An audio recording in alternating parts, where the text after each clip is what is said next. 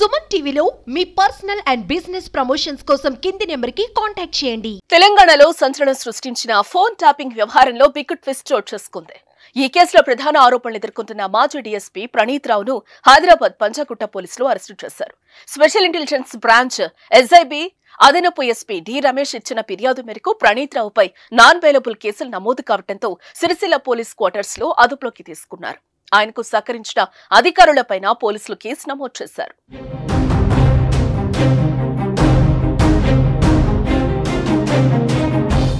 గత బీఆర్ఎస్ ప్రభుత్వ హయాంలో స్పెషల్ ఇంటెలిజెన్స్ బ్రాంచ్ విభాగంలో డీఎస్పీగా కీలక పోస్టులో పనిచేశాడు.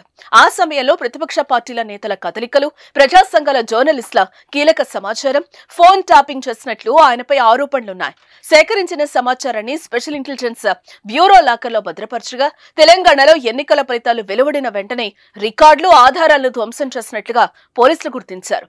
పెద్ద ఎత్తున హార్డ్ డిస్క్లను ధ్వంసం చేయడంతో పాటు డాక్యుమెంట్లను తగలబెట్టినట్లుగా అనుమానిస్తున్నారు. ఎలక్ట్రీషియన్ సాయంతో సీసీటీవీలను ఆపేసి ఆధారాలను ధ్వంసం చేసినట్టు పోలీసుల విచారణలో బయటపడింది. ఈ మేరకు వారం క్రితం ఆయనపై కేసులు నమోదు కాగా డిపార్ట్మెంట్ సస్పెండ్ చేసింది.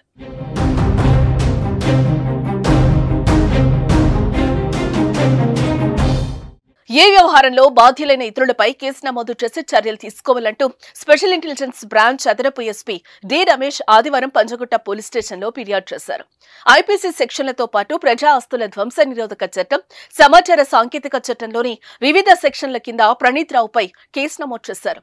ప్రణీత్ 2018 నుంచి ఎస్ఐబిలో సిఐగా పనిచేసి ఆపై డీఎస్పీగా ప్రమోషన్తో అదే శాఖలో కొనసాగాడు. ఈ మేరకు ఆయనపై ఐపీసీ 409, 427, 201 తో పాటు ఐటీ యాక్ట్ సెక్షన్ 65, 66, 70 ప్రకారం పోలీసులు పలు కేసులు నమోదు చేశారు. చూడాలి ఇంకా ఈ కేసు ఎంతమంది అధికారులకు చుట్టుకుంటుందా.